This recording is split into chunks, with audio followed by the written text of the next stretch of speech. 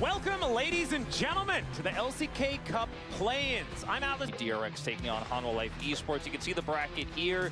So, if you win today, of course, you move on to the smaller champion pool, but he's really figured out what he likes in this meta and has kind of mastered it. Yeah, and also hasn't really been pressured that much into picking crazy stuff. There hasn't been all that much focus on him in the draft as the players will make their way out on... Oh, never mind! Blitz is great as well into this misfortune. I mean, anything that's going to be able to, at range, grab a stationary target is going to feel really good about this. And here from Kouyou as now Lehans finds the hook. Honda Kouyou gets the knockup, but now he's taken so much damage. Smash, one more auto will do it, and he flashes forward to pick it up. That's first blood in this bottom lane, as the flash from Kouyou is so weird alongside that heroic charge. One more auto would do it, but it's not gonna be there. And try to use this prio to grab Dragon and then turn to the grubs, because if you end up losing a lot of control early, it's going to be a disaster. Gideon's in trouble. Owner's going in, but Kouyou taking a fair bit of damage as well. Steadfast presence as he misses the Mystic shot there. Does Kouyou, and Lehans going to pay the price for it. Smash grabs yet another kill as Ark agrees. Kingen now looking for a bit of an angle as Kouyou moving on up. Doran moving in as well as another heroic charge.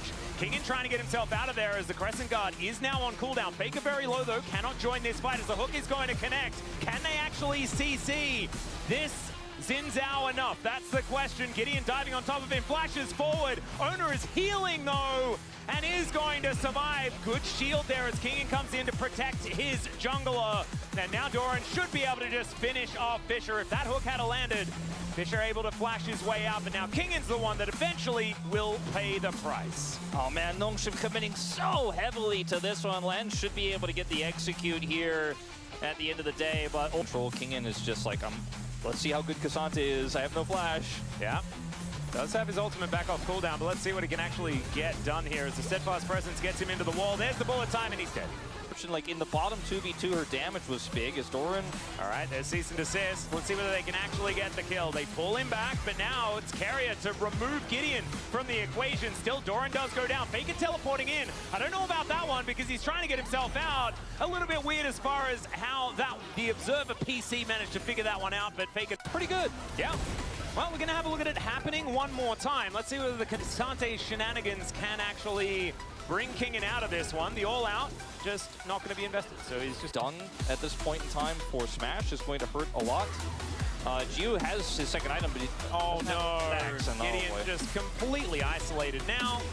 And yeah, Smash able to... Faker is 2-item Azir. He kind of likes to just hit objectives and do a lot of damage to them. And it's a little bit later than on 20, but about 2015. Yep, and we're also standing on some vision here on Nongshim's side. Let's see whether they can get some sort of steal happening, as there is the flash forward. Gideon steals it, and now they get a free ticket home. Can they grab themselves some kills as well? That's the question. As 200 gold going over to Owner as they are just kind of farming these Otacon buffs. I set up my cone, and then Lehans just says no. But like everything else is a disaster. But I mean, you can see how this comp could work against that isolated misfortune. Why we didn't like this misfortune pick. But everything else is just have a fight breaking out. Nongshim all grouped as 5. Kouyou with that Keeper's Verdict can really make things tough. As Doran on a flank angle, Fisher over the wall there as well. Cease and desist to get on top of him. And Doran's just being thrown around this fight like a ragdoll. Fisher is now found by Kouyou, who does just evict Kouyou. Empress Divide goes wide though, as now Kingen trying to stay alive, but he's still at Otacon buff for another 20 seconds, so that's kind of cute. And Owner and Faker getting to work on this Dragon. Cease and desist is going to connect onto Smash. Keeper's Verdict just to get rid of the damage, and down goes being discovered by Owner is exactly what Nongshim do not want. Just pick after pick here for T1, and 1 versus 5, I don't think he's going to be able to get that one. Lehans going to get picked up by that Emperor's Divide and will be cut down where he stands. They feel like it, but I think also pushing into the enemy base might be a way to win. Yeah, well, it looks like Fisher's flash isn't going to be enough to get him out of here. And to the sky forward to miss the Q is not exactly what you want. As now Owner possibly out of position as well. Crescent Guard does absolutely nothing as now Kingen gets an all-out onto Doran. Nongshim actually finding some angles here as Faker is now on the floor. Kouyou and Smash the only ones left alive. Doesn't do a whole lot because the all-out gets Kingen through it, but he also heads straight to the death chamber. It's a triple kill for Smash. Fisher the last man standing, and there was a blip There was a bit of a hiccup, but ultimately the outcome was still the same as it's been dictated throughout the entirety of the game. T1 just too good in this game number 1. Very dominant game, know what to do with tempo, and they showcased it so incredibly well. You look at the damage share, how even it is. T1, minus that one small error there with the Baron buff, just so well coordinated. It's insane to see. And the value.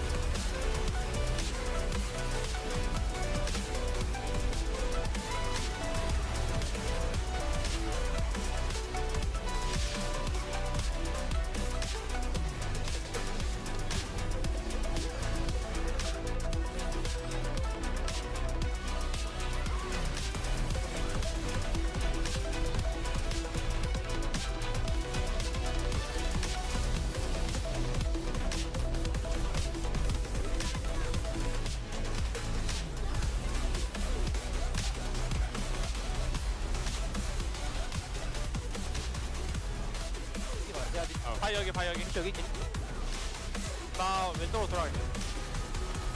아니다 날릴게. 야 사 이제 거의 다 했어. 오 그래 왼쪽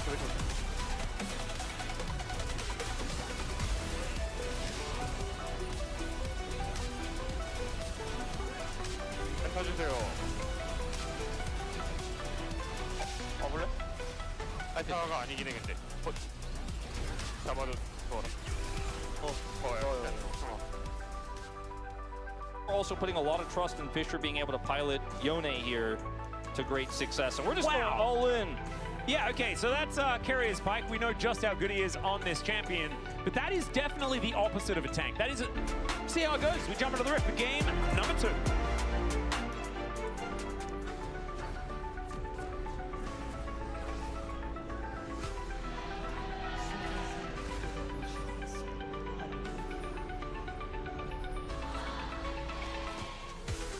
All right, here we are, ladies. Just try and hit Smash with things.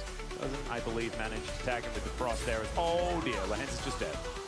High value ward. Yes. I've never seen it. Now, Lahens wants to be able to find it. Coon now going to connect as he flashes on over. Fisher's in so much trouble, still going to survive. They take down the Lee Sin first, the repel to get Lahens out of dodge. And now Kouyou's on the board, picks up the kill onto Carrier. Faker now in trouble, and it's a double for the Ash Nongshim.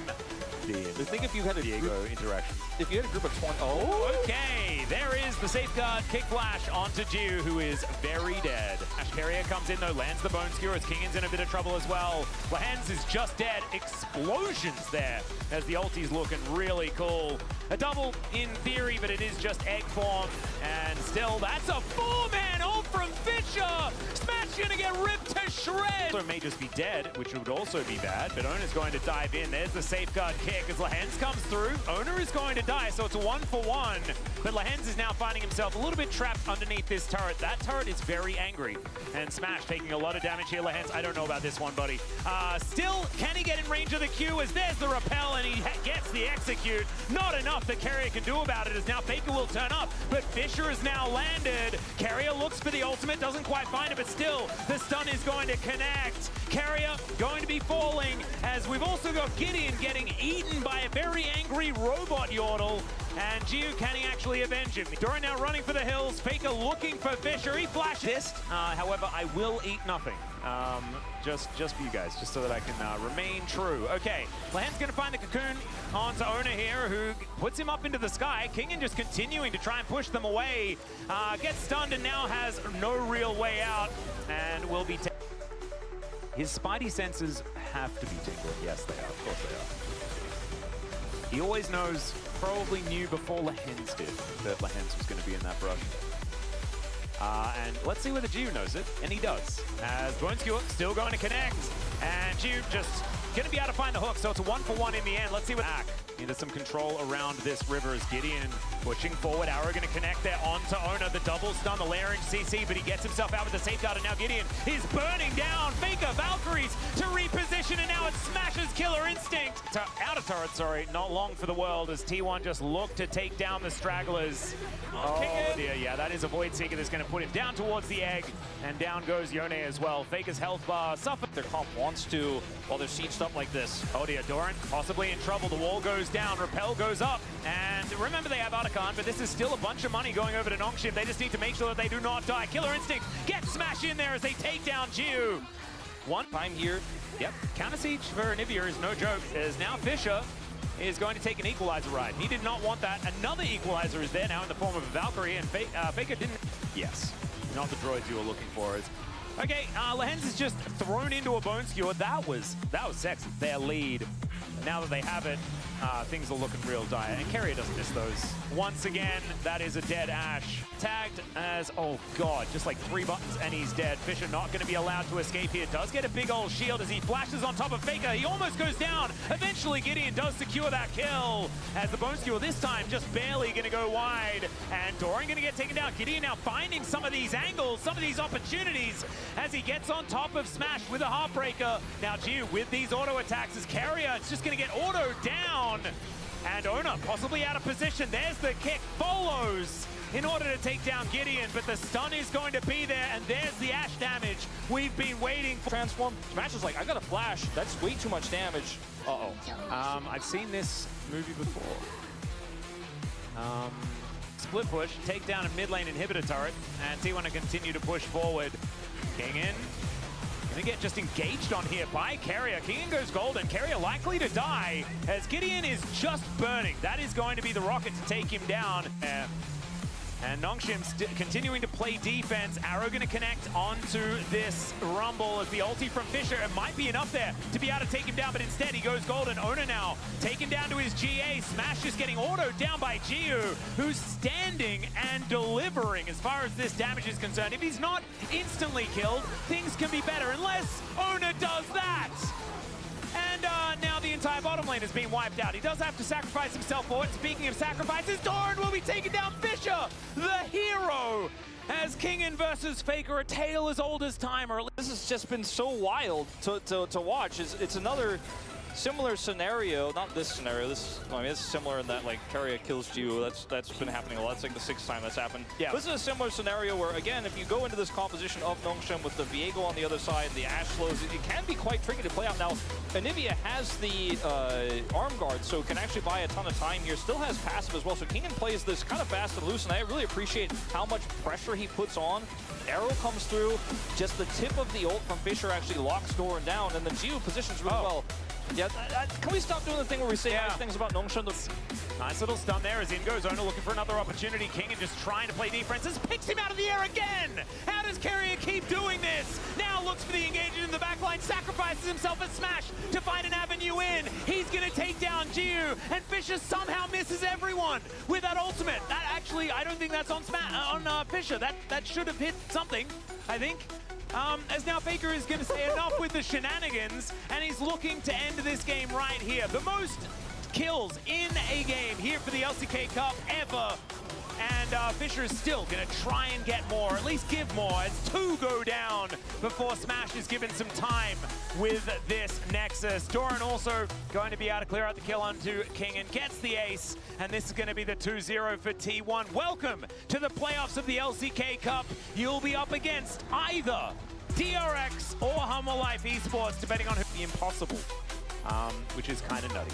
I mean, seeing things like this where Carrier and Smash are timing their abilities together, it takes some teams and some duos like months or even a year to build that kind of synergy and communication to land stuff like that. They're just like doing it like it's clockwork, man. And you know, Reckless and Smash had similar really good synergies when they were playing together in Challengers. Everyone's, you know, saying the praises of this 80 carry, but it's really just him following up on so many great plays from his support this game, his jungler, and he's slotting in as an incredibly aggressive Paisa. You know, it was talked about in the draft by the Space last game, like, oh, surprised they banned that and fit their composition and stuff like that, but it's this version of T1 this early being this dominant makes you wonder what the first 2 rounds of LCK could look like, what first stand could look like if they go there.